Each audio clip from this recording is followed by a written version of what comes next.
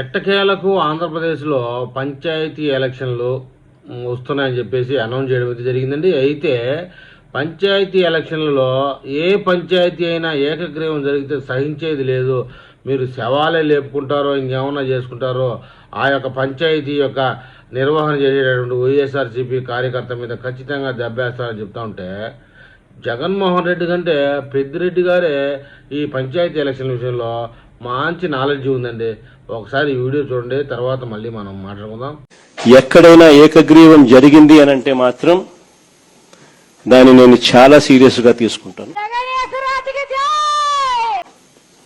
ఇది మరొక్కసారి మళ్ళీ చెప్తా ఉన్నా, అలా జరిగితే అది నియోజకవర్గానికి సంబంధించిన ఇన్ఛార్జ్ ఫెయిలియర్ గానే అది నేను భావిస్తాను అని మాత్రం ఖచ్చితంగా ఈ సందర్భంగా ప్రతి ఒక్కరికి కూడా తెలియజేస్తా ఉన్నా.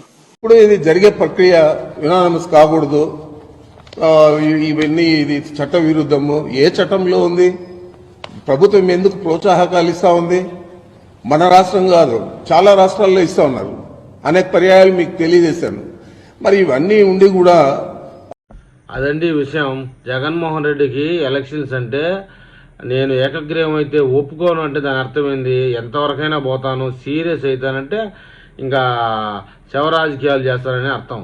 కానీ పెద్దిరెడ్డి ఎట్టంటుడైనా కానీలేండి, ఆయన చెప్పింది రీజనబుల్గా ఉంది. మరి ఈ వీడియో మీద మన ఏపీ ప్రజలు ఏమని కామెంట్ చేస్తారో చూద్దాం.